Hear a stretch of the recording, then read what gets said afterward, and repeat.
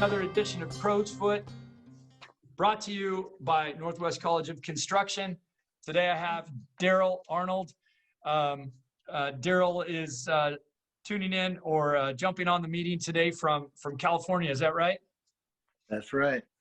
Where are you staying right now? Well, it's Lake County, and I'm out on a vineyard that has a residence here. They call me a property manager, but I'm doing a lot of stuff that's, I'll go into the list later. But right now, I'm just kind of taking care of the place. 340 acres and about 80 acres of vineyard, and there's just stuff to do out here. A little background.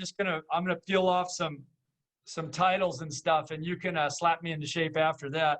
But from my experience, Darell, for our viewers, Darell is a custom home builder for sure, a hell of a concrete contractor, green builder. I would say a Renaissance man, and I would even go as far as to probably say master builder. But he's gonna tune us in on tune us up, as it were, on that one. So Darell, tell us a little bit about where you come from and how you got involved in the trades. Well, you had a previous guest, Chris Malcolm, that was my best friend in the whole world, and he's a year older than me, and of course we grew up playing football and baseball together and sports, and went to the same high school, hung around together from about junior high on up, and we still are the best friends to this day. Anyway, Chris was a year older than me. He joined a union and became a carpenter, as you heard on one of the other interviews, I was finishing up my last year in high school, and that was all great and everything like that. But as soon as I cleared high school, I could see that I went to work for my girlfriend's dad, and was shingling for a while. And back then, of course, shingling was wood shingles and shakes, things like that. Not the kind of roofing you see today. It was a total different world, but you were called a shingler, not a roofer. It was a big deal to be. Somebody called you a roofer, that was like, not good. Roofing was hot tar and things like that. And shingling was something that had some art to it and some carpentry that went with it. Anyway, I did that off and on for a few years, and Big Chris told me stories like he was telling you guys the other day that about carpentry, and just we were all athletic, and so, here you are, you look at a carpenter in those days, and he's got a, guy's only been working a couple of years. He's got a, brand new 4-wheel drive truck. He's got a dog in the back, and they're parking on the job, dogs out running around, and you get to frame and work in the sun, get a tan, turn the radio on, listen to the kind of music you like. And there was just a lot of aspects about carpentry that just sounded really good.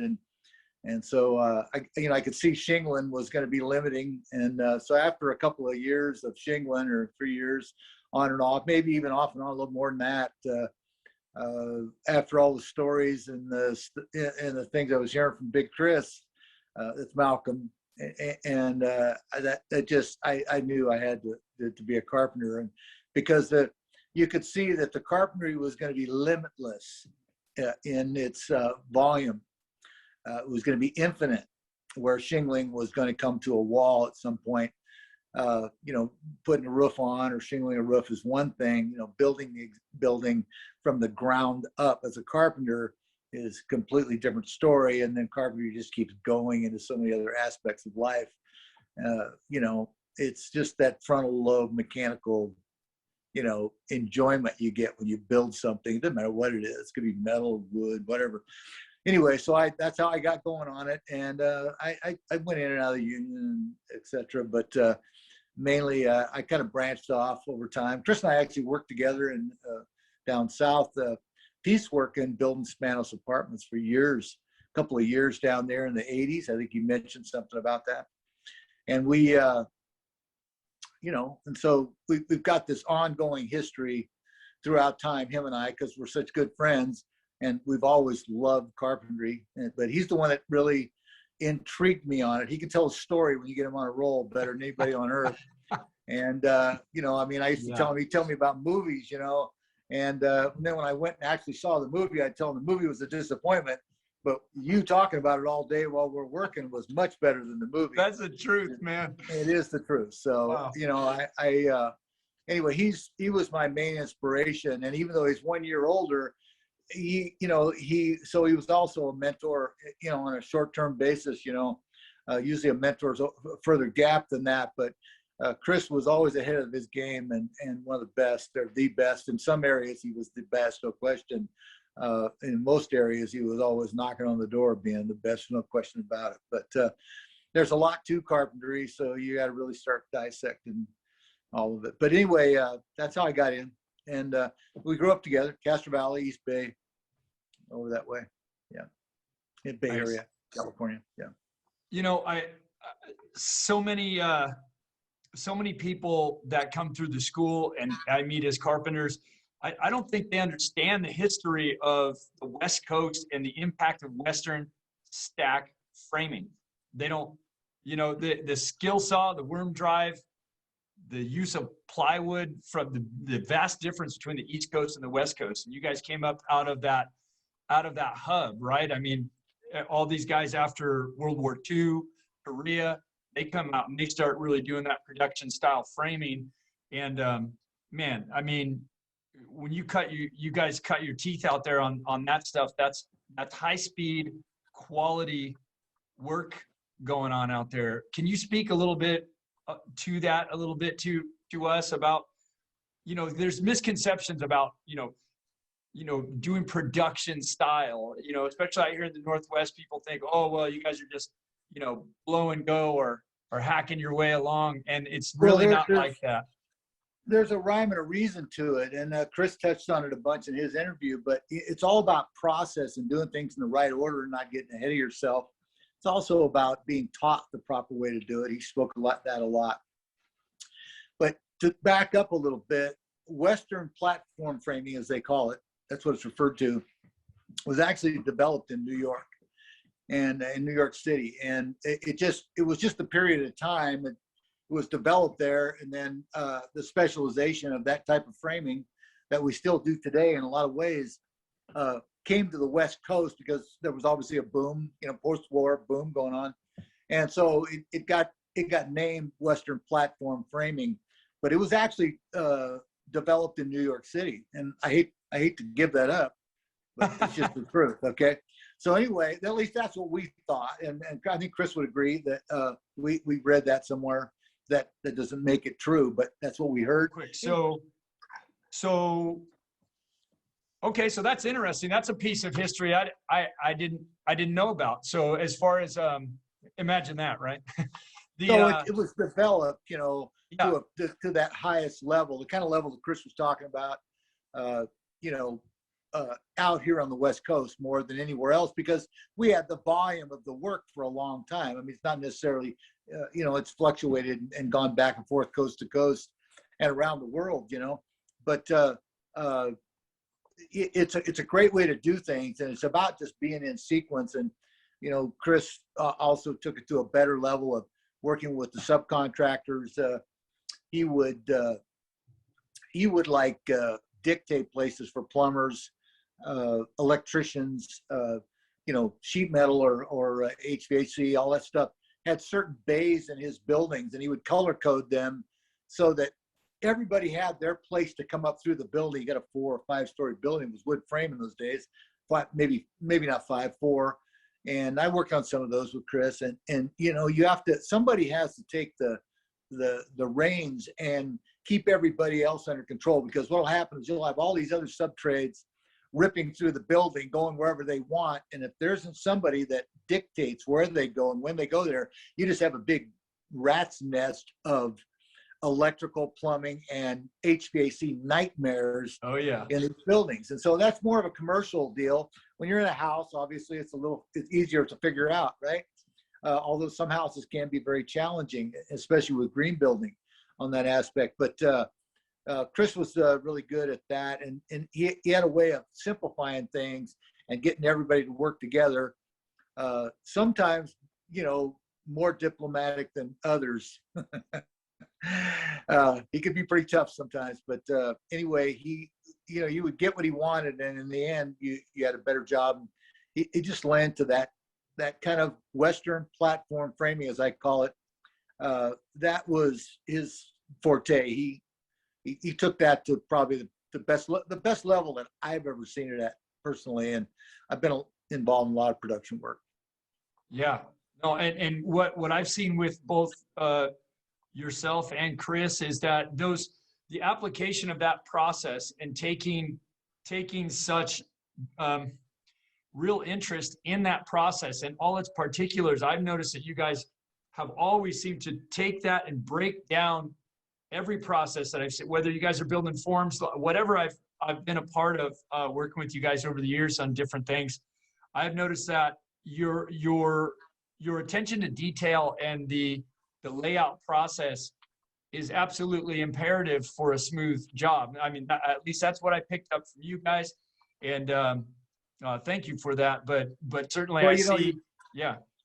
You have to build it in your mind somehow, and that's what lends to good layout and preparation. And if you don't address the building of the job until the first day you set foot on it, you're already behind. And so you have to. I mean, we used to say that if you want to get a good frame going that stays in sequence and goes along real good production-wise on a custom home, you need to do the lumber takeoff yourself. Because when you do the lumber takeoff yourself, you kind of build the house in your mind. You read the plans, you order everything that you need from, studs, beams, plate, blocks, however intricate you want to get with it. And the more you put into that set of plans and the lumber takeoff, and then what happens is you get double benefits. One is you're already got this thing built in your mind. And so you're always ahead of everybody on the job. And so because you've already been there, maybe not, physically, but you've been there mentally many times before you ever get to that point in the job. Chris was really good at this, but anybody who's worth their salt should do a lot of work on, studying the plans and have a plan in their head about how they're going to go about it. And anytime you can do a takeoff on any of the material in this day and age with green building, there's many other materials that Carpenter needs to do a takeoff on. But back in the day, it was mainly the framing, the lumber takeoff, and to get the thing, as a structure at that point, right? And by doing that, you just had a jump on everybody. And if you're running work or you're a foreman or something like that, you need to be ahead of everybody else that's working there. As a carpenter, and then carpenters are always the ones that have to have a at least basic understanding of all the other trades, because the other trades don't exist without a building, and the building don't exist without a carpenter. I used to say, you find the smartest carpenter on the job, and or you find the best carpenter on the job that's done his work, and you'll find the person that knows more about the job than anybody else could know on the job. And we have some jokes about that I won't bring up in this meeting, or this interview, but they can be a little rude and people would take them wrong, but they were all in fun. I won't go into it. Anyway, you find the best carpenter on the job, and you're going to have the best opportunity to get to the bottom of a problem or troubleshoot something. Just think about it. If you go to the plumber, electrician, they all have a lot they have to do. It's an incredible amount of knowledge and everything, but it's more isolated to their world. You go to the carpenter has to touch bases with everybody else. Everybody, every other subcontractor in the job has to cross paths with the best carpenter on the job or the lead carpenter on the job. And so to me, that's one thing I really like about carpentry was that I like knowing more about what's going on than anybody else. I feel secure that way, and I get more enjoyment out of it, and it keeps things running smoother. Oh yeah. Am I getting off the beaten track here? No, not at all. Not at all. No, it's perfect. No, and the jobs that I've been on with you and Malcolm, that's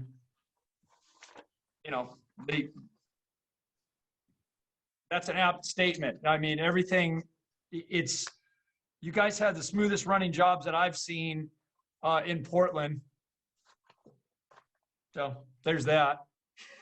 Well, you guys might argue that, but hey, we've been around since Moby Dick was a minnow. So, it doesn't matter what kind of IQ you got, or if you're dumb or smart or anything. If you just stay around long enough and not give up on it and just stay the course, sooner or later you get it. Yeah. So I won't tell you how long it took for me. I just tell you I'm old, so I got a lot of experience. So that I know. Yeah.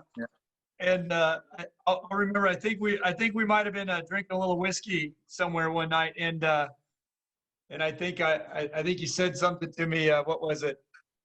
You're like, I'm still doing this stuff, and it's going to be really hard for somebody else to catch up because I've just been doing it for too damn long, and as long as I'm still doing it, you still got catching up to do. And not to put you on the spot, but it's absolutely true. You're still out there getting it done, and you're still learning, right? I mean, we're all still learning constantly, and you guys are just learning at that next level out there, and we're still taking hits. So we're trying to get there. It was a way to, I was probably being a little abusive there, but that came from a saying my dad had when I was a young man. I used to argue with my dad, and he'd say, "Son, you think you're pretty smart, don't you?" And I'd say, "Well, yeah, I know how to blah blah blah," And he'd go, "Well, think about this." He says, "I'm like 25 years older than you," he says, "and I've been learning my whole life just like you." And I said, "You're going to learn. You think you're like catching me?" He says, "You're going to get 5 more years of experience. Well, what's going to happen to me? I'm going to get 5 more years of experience too. You ain't ever going to catch me." And, he was being a little abusive there too. In this day and age, maybe. I don't think it's abuse. I appreciate I don't think it's abusive. At least put it in that context. It's like, come on, anybody that stays and keeps working and doesn't lay down and stop, it never stops getting experience. And, you can talk about education all you want, but until you apply that education to a practical experience and start logging multiple hours of experience, that education doesn't stack up to much. There's a lot of people in this world that want to get an education and then go running around telling everybody how smart they are and how they know about everything. Well, that don't mean nothing to me. That's why we call it a practice for a doctor. That's why we call it an apprenticeship for a carpenter or whatever. Call it whatever you want. But I think you get the point, is that, you got to go out there and do something before it's actually true. And that's experience. What's going on in this day and age is you got a lot of this going on without any experience. I appreciate a good education, but it doesn't stack up without experience. That's okay, right. That's enough of that. Yeah. No, I love it. So even here at the school, we'll do like 144 hours for, say, a two-year program that's in classroom. Well, there's 4,000 hours that is required on the job site. So there you go. There, I mean, you hit it right there. It's good to know trade terms. It's good to work on your math skills. It's good to work out and learn how to identify, how to read plans, methodologies, all that stuff. So yeah, I mean, the curriculum's great, but without the practical application, you're nowhere, right? I mean, that stuff will slip in one ear and out the other, whereas a couple of splinters and a lot of sweat and toil, things get. Or maybe we could call it dedication. There you go, dedication. Some dedication. Just be dedicated to getting that experience, and you'll find out that it will reap benefits, dividends, benefits, whatever you want to call it in the end. I guarantee it. It's nice to know how to do stuff, but you're not going to know how to do it unless you go do it. You got to do it. Right on. Can't talk about it. Can't keep going to class forever. You got to get your butt out there and do it. Yeah. So tell me just, briefly, we don't even have enough time in this year to have you tell us all of the things that you've done and been a part of, but enlighten us a bit. So shingling, carpentry, you worked as a framer, as a specialty, specializing as framer, and you were doing shingles. I know I worked on your concrete crew with you out in Minden area Carson Valley area, right? And Right. that was some wild work I hadn't been a part of before. We were out there pouring slabs and with the thermal blankets and the blizzards, and that was something. And then more recently, in the last, I don't know, not even that recently, 10, 20 years at least that I know of, you've been involved in green building at a real high level. I know with your son James, my very good friend, and I had an interview on here with James on Earth Day, as you know, and I see you're wearing the JRA T-shirt there. So tell us a little bit about that. You have an ethos about the way you approach work, and it's clearly a passion for you. It's clearly something you take seriously.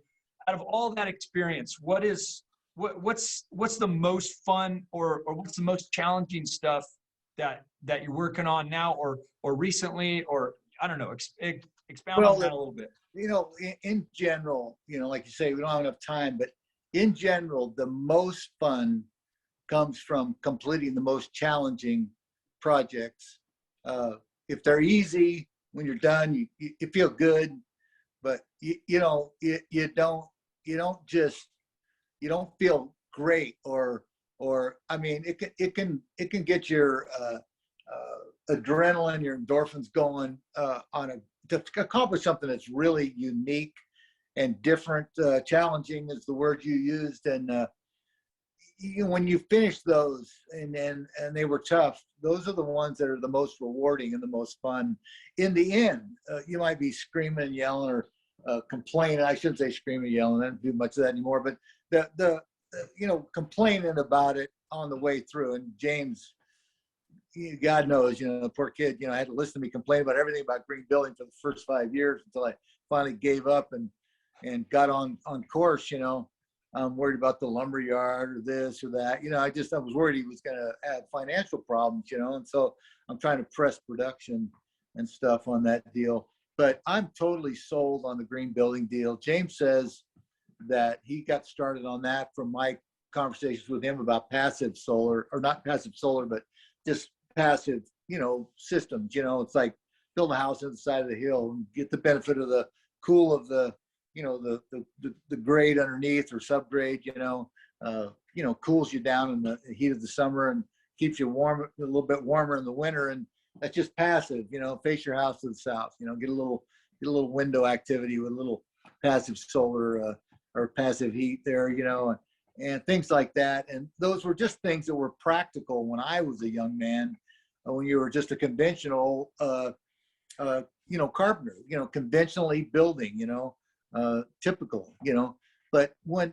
James started his business in Portland, I was at the end of a nice run of some concrete company I had going in Nevada, and it was slowly dwindling away because of the 2007 and 8 recession, and so I just slowly started working with him at that point, going back and forth from Nevada to Portland. He was starting his business and mine was fading, but Portland was holding good economy-wise.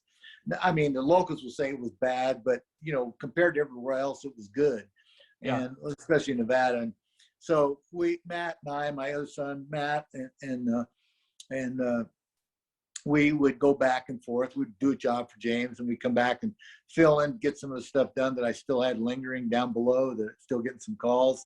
But it was just, you could see it was just going away in Nevada and starting in Portland. But, going to work for James in Portland was a total commitment to green building, because James wasn't going to masquerade around with that deal. He was 100% on it, and he still is. And I am now, but I have to say I was probably a little bit of a pain in the ass when I first got there because of my conventional ways of doing things, just kind of like Big Chris and some other carpenters I know from my generation. And it's hard to give up a way of building because it's so efficient, fast, clean work. There's a lot to be said for all that. It's just, here comes new products, a concern about the planet, sustainability, all those terms and things that we talk about on a conventional basis now. I used to say that, our job was to take green building and, get people to think of it as conventional building.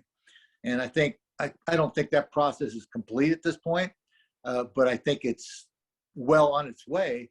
If you look around, even the conventional builders, the guys that really didn't want to go green, are still they're still fighting against it a little bit, don't believe in it. But whether they like it or not, the products are changing, and the systems that we build by, the wall systems, roof systems, things like that, are all, the envelope itself is changing, and with much more air sealing, and better heating and HVAC, if you want to call it that, with our HRVs and ERVs, conditioning the air, air sealing, just getting away from duct work and things like that, get down to some cassettes or ductless mini splits, things like that. I'm sure you guys hear a lot about that.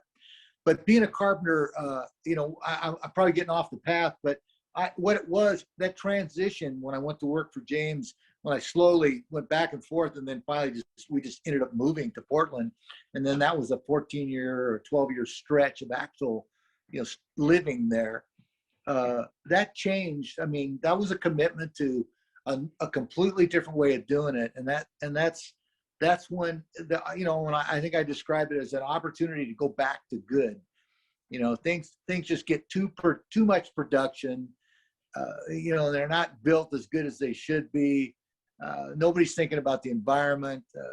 The envelope isn't air sealed enough. The heat, all the systems involved in it were just subpar. It's all about production, making money for contractors, right? Well, you get to Portland with James, and the first consideration is the person that you're building the house for.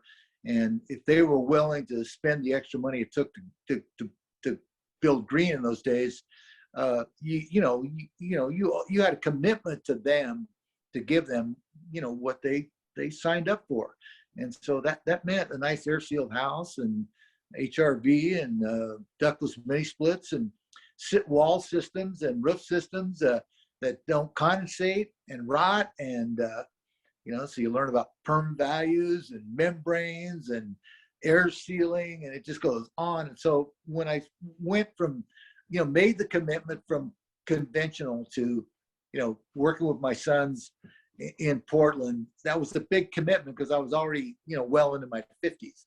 And so, to start over, I likened it to going through my own apprentice program again, because now a carpenter is not just somebody who can rip through a bunch of wood, productively and stuff like that and get it stood up and everything. We used to spend nights till 2 sometimes arguing over how to build a wall system that worked, that was the best insulation, the best air sealing, and didn't condensate. I used to call them all condensation crazy, Anyway, but we never gave up on that. And we battled that deal until we have some systems now that I would call conventional, and just the right way to build nowadays in good conscience. I could never go back to the way I built before with all the new products and the knowledge that I have now. And I could thank my son for, giving me that opportunity. And so I ran work for him, that, Zane, and we just made the adjustments. And so being a carpenter now is not just about, wood or framing or finish or whatever. Being a carpenter now is about air sealing and envelopes, wall systems, insulation, perm values. And just, if you want to just start thinking of things, you can think of a list of 100 things that all goes along with being a carpenter, because when you're building it or framing it, you have to take all that consideration into all of that while you're doing that now, starting from insulating under slabs and footings and things like that, and membranes, and just, before you ever get to the wood, you're a carpenter that's, you excavate your own job, and you figure all those values and subgrade depths to, for, insulation under the slab and a membrane, and how thick is the aggregate and compaction there.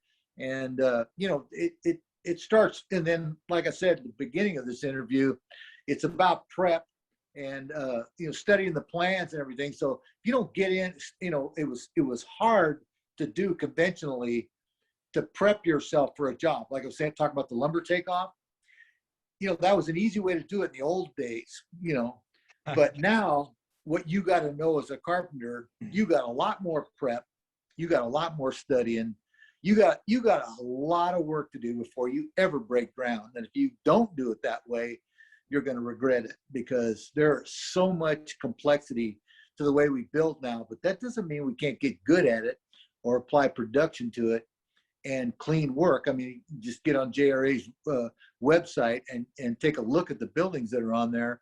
And you can see from the website that it's all clean, sharp, beautiful work. The one thing they can't say about us is we're sloppy. You know, it's all tip-top notch work. And there's a lot more to it than just what you see on the surface.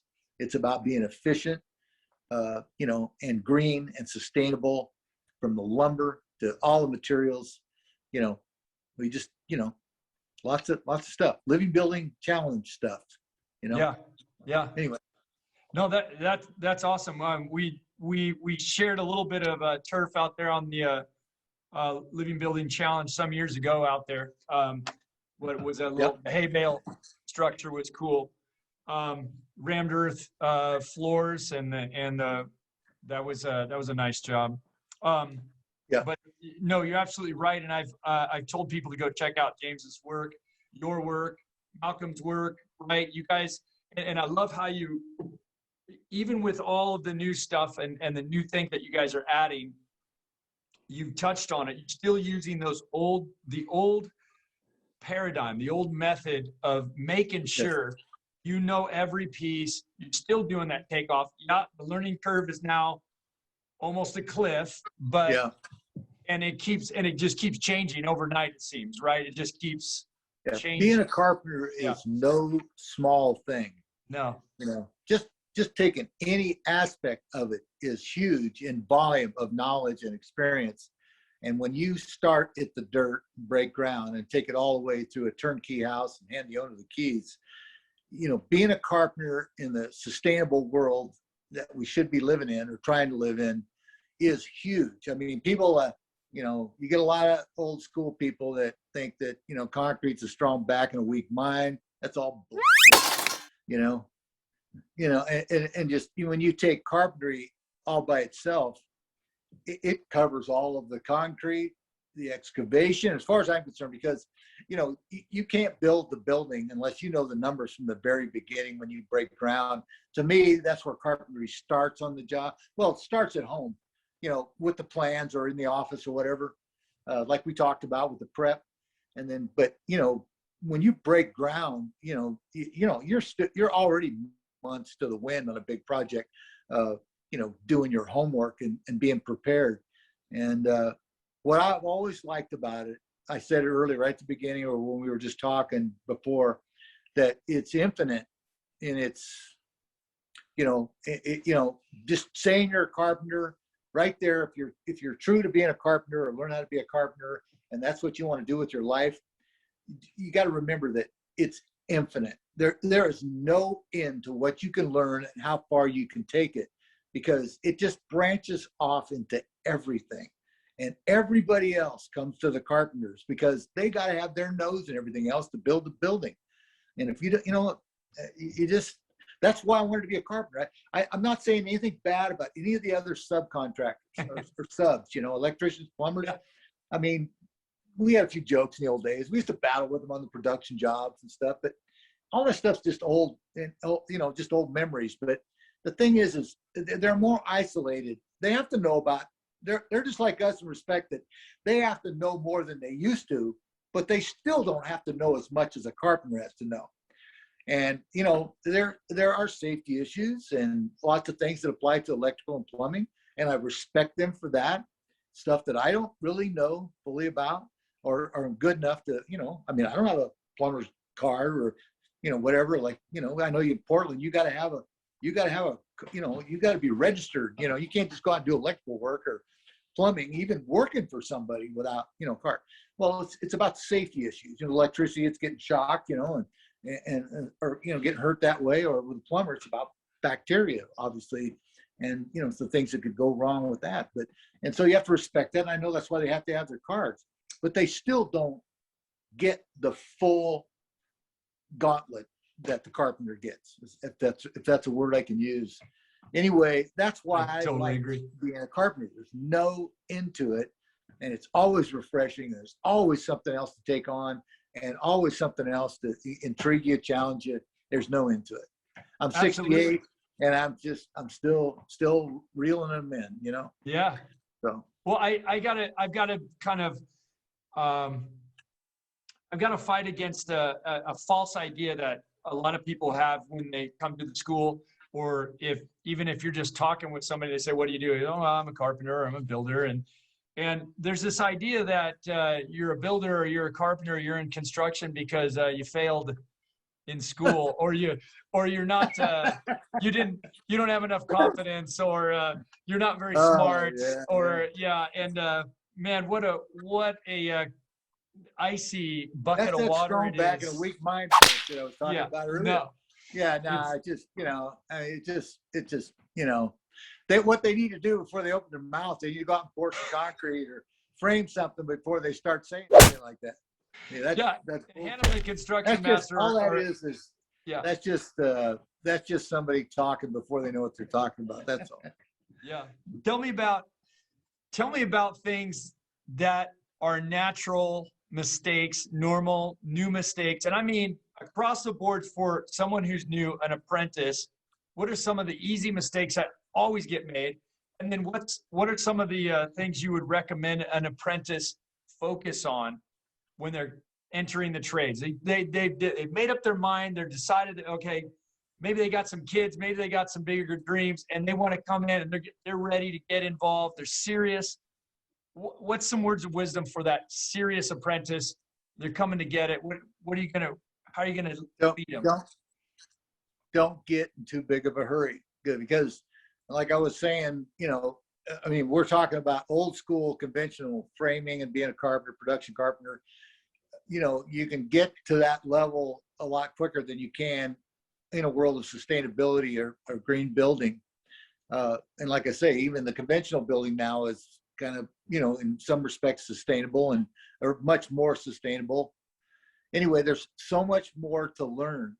I would tell people that came to work for JRA, we interviewed people for years. It took a long time to get a good crew going over there, and they have a great crew now, right?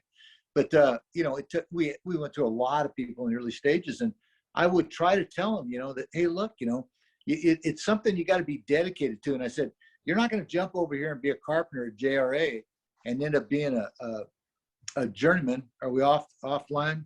Yeah, we're okay. Anyway, you're not going to end up being a journeyman in a couple of years. It's just not going to happen, because there's so much more aspect to it. Like I was explaining about air sealing, insulation, all this stuff goes along with the carpentry nowadays. And you have to, whether you do those processes, you have to understand those processes, because they have a lot to do with how you frame or build something. So anyway, my point is there's so much to it. You can't just think you're going to take a couple of years of apprenticeship and then just go out and start ripping it up everywhere. You're not going to. In order to be a well-rounded carpenter, it's going to take some time. And if you want to be a true carpenter, a lot of people, like I say, masquerading, oh, I'm a finished carpenter, or I only do foundations, or that's not a carpenter. That's just a piece of being a carpenter. Carpenter is from the dirt to the turnkey, all right? And if you can't do that, then you're not a complete carpenter. If you want to be a complete carpenter, and it takes a little time, I guarantee you, if you are patient and learn, you got to learn fast, and you got to do things, and you got to practice.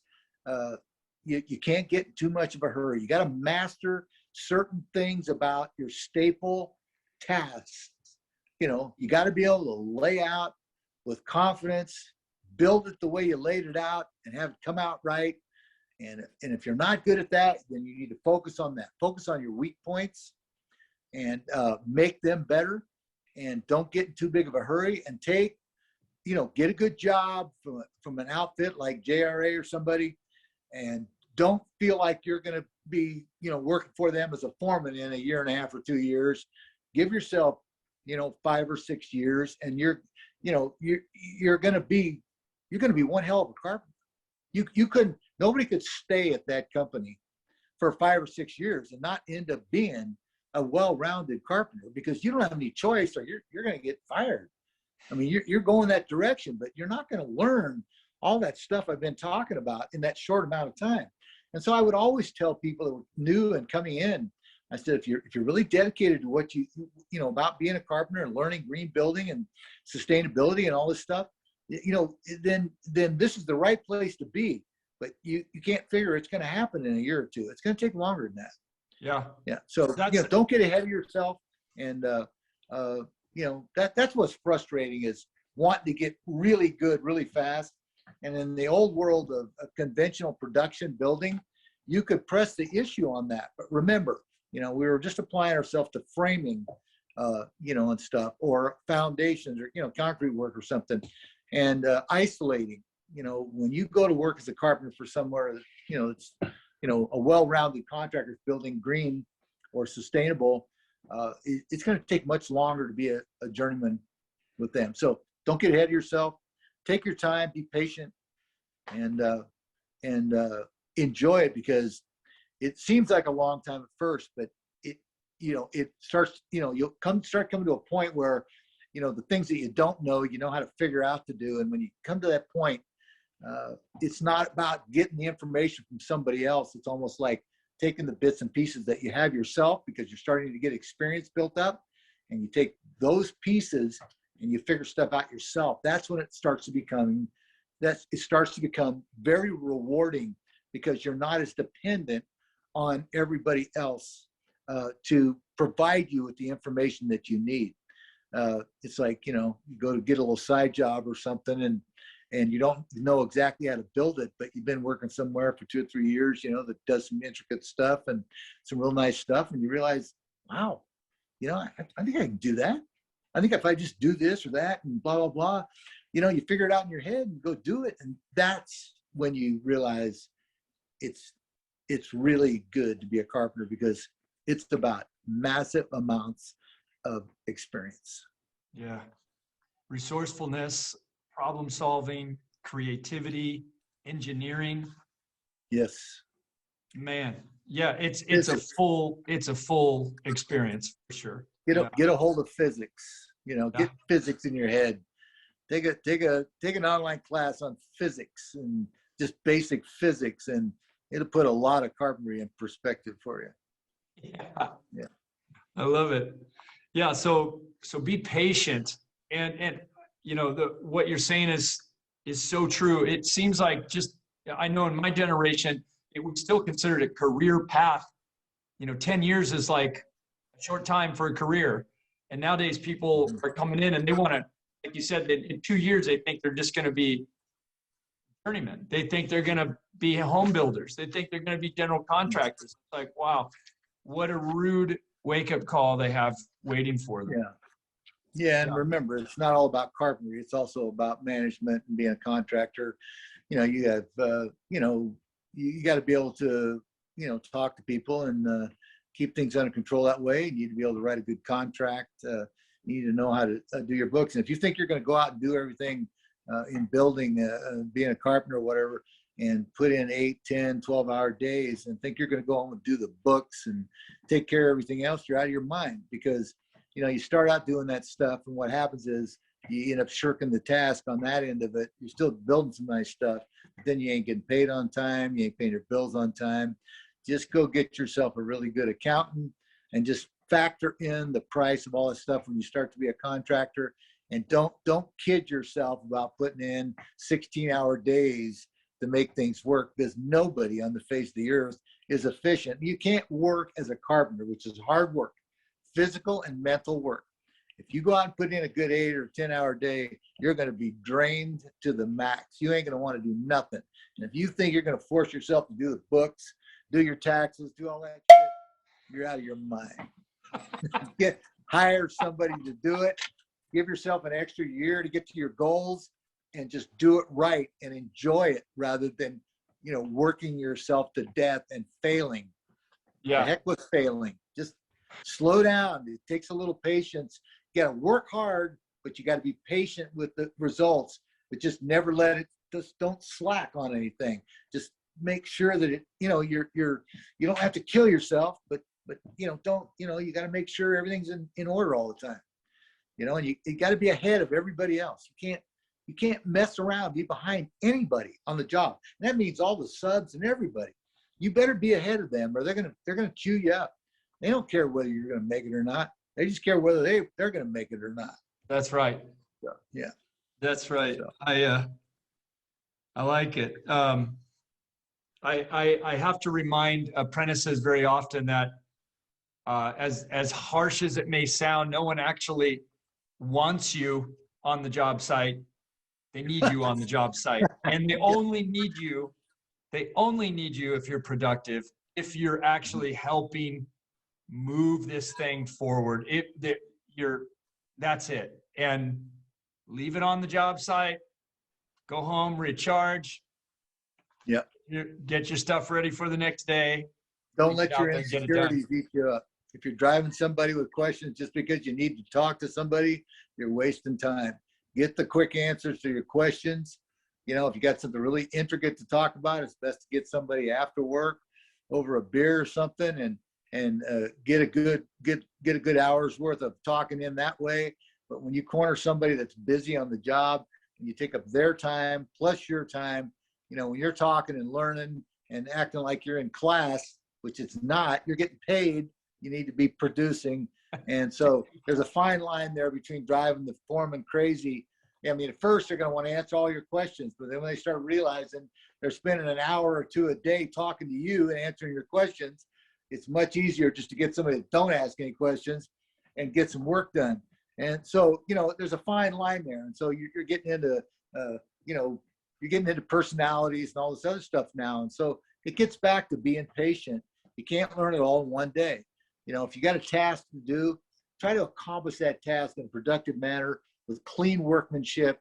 Impress your supervisors or your foremen or whatever that way. If you're trying to impress them with your passion for talking about carpentry, they're going to get sick of it because they've already been through 1,000 years of that shit. And, and so, you got to think about, stand in their shoes and look back, and don't be selfish about it. Take your time, learn it, enjoy it, get the most out of it. You won't regret it if you stick with it. I guarantee you. Yeah, I hear that. Yeah. All right. Well, man, I felt like, I don't know. It felt like we were racing. Felt like we were in a sprint car here. I wish I was. Oh yeah, man. That's a whole nother interview. Yeah. So I think we made it. All right. For this one, that was action packed, man. That was cool.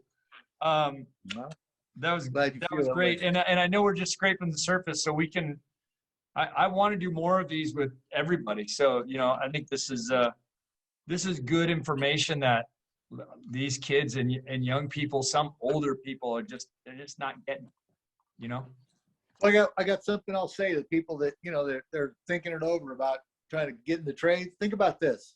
Right now, nobody wants to go back to work, half of them, because they're on welfare or unemployment or something. It's paying more than the job they had before. And everybody that wants to go back to work wants to sit in front of a computer or design some software, or do something from sitting on their butt. Well, I'll tell you what, I'm 68. I ain't got no ailments at all. I've worked as a carpenter my whole life. I worked my ass off, Zane, you know that. And I'm physically, in good shape for my age. I've got tons of experience in a whole bunch of fields, not just carpentry. There's tons of places that branches off into that deal, mechanics and everything else. And just think about it. Why would you want to sit and let your body go to hell behind a desk, or a computer, when you can go out and get good exercise, accomplish something, get experience, look good, feel good? I just don't get it. And you can make a great living. I wouldn't sit home if you put a gun to my head. If you held a gun on me, I'd get up and run. Ain't nobody gonna make me sit. I go crazy at home sitting behind a desk. It's all right. We all got to do it some of the time. But right now, there's a lack of labor and apprenticeships and apprentices and stuff in so many trades. It's a perfect time. We're going to, in our trades, be being able to name our price here as time goes on over the next 10 years.